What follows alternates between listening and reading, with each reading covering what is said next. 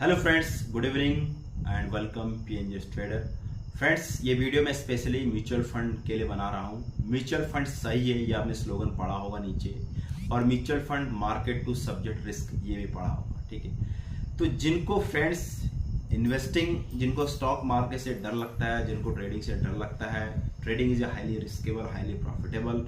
Investing भी अगर आपको प्रॉपर स्टॉक्स पिकअप करना नहीं आता है तो उसमें भी आपको एक ह्यूज लॉस होता है। तो ये वीडियो उनको लिए है जो एफडी करते हैं, आपको एफडी में रिटर्न नहीं मिलता है मार्केट के, उसको इवन इन्फ्लेशन को भी बीट नहीं कर पाता है। तो अगर आप कहीं से भी आप अगर म्यूचुअल फंड आप जितना अर्ली एज में फ्रेंड्स म्यूचुअल फंड करेंगे, इन्वेस्टमेंट करेंगे, उतना आपकी लाइफ के लिए बेटर रहेगा। मतलब 40 एज तक आते आते आप फाइनेंशियली फ्री हो जाओगे। ठीक है, वो डिपेंड करता है आप किस एज में कौन से सेक्टर में कर रहे हैं। तो म्यूचुअल फंड चाहे आप कहीं से करिए फ्रेंड्स, चाहे बाहर से करिए, किसी म्यूचुअल फंड डिस्ट्रीब्यूटर से करिए, मेरे से करिए, आप करिए अर्ली एज में। ठीक है, और बट यह है कि आपको पता होना चाहिए कि कौन से म्यूचुअल फंड सही है। अगर आपको 10 साल के बाद 1-2% का भी फ्रेंड्स अगर डिफरेंस अगर दिखाई दिया ना, तो ह्यूज उसमें पोटेंशियल में डिफरेंस होगा।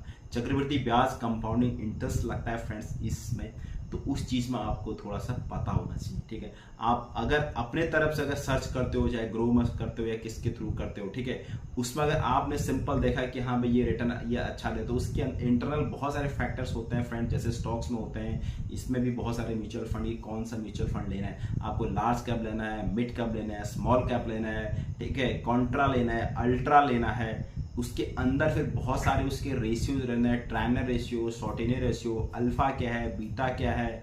ठीक है, तो ये सब देखने के लिए अगर आपको पता है, इतना सारा अगर आप जानते हो, तो फिर आप बिंदास लीजिए, आप किसी के थ्रू मत करिए। हाँ, अगर आपको ये चीज पता नहीं फ्रेंड्स, पर अगर इतना चीज अगर आपको पता होगा ना, तो आप म्यूचुअल फंड में इन्वेस्टमेंट नहीं करेंगे, ये भी गारंटी मैं बता रहा हूँ, आप डायरेक्टली स्टॉक मार्केट में करेंगे।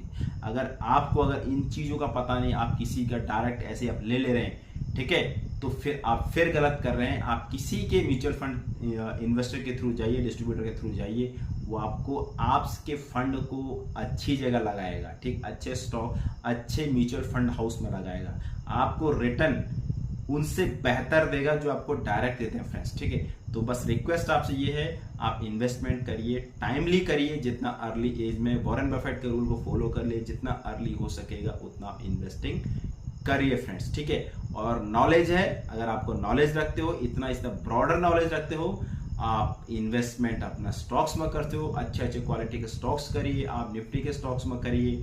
ठीक है,